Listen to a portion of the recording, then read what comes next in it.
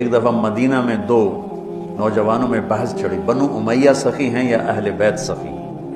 تو جو بنو امیہ کا طرفدار تھا اس نے کہا بنو امیہ زیادہ سخی، جو اہل بیت کا طرفدار تھا اس نے کہا اہل بیت زیادہ سخی۔ کہا چلو امتحان لیتے ہیں۔ تو جو بنو امیہ کا تھا وہ گیا بنو امیہ کے مالداروں کے پاس کہ میں مصیبت میں پھنس گیا ہوں تو مجھے کچھ مدد چاہیے۔ تو ایک نے 10,000 دیے، پھر دوسرے کے پاس گیا اس نے 10,000 دیے، تیسرے کے پاس، چوتھا 5 6 7 8 9 10 آدمیوں سے 1,00,000 لے کر آیا۔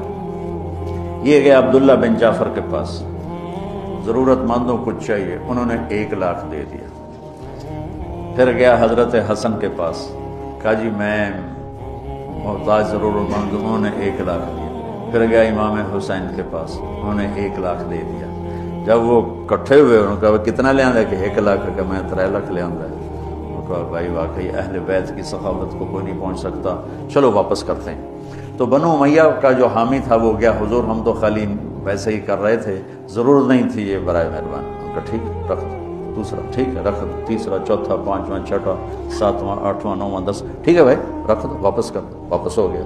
اب یہ گیا عبداللہ بن جعفر کے پاس، حضرت وہ ہم تو ایسے ہی امتحان لے رہے تھے، ہمیں تو ضرورت کوئی نہیں، آپ واپس لے لیں۔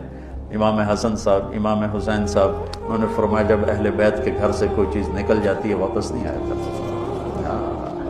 تو اللہ سے مانگو کہ اللہ ہمیں سخی بنائے۔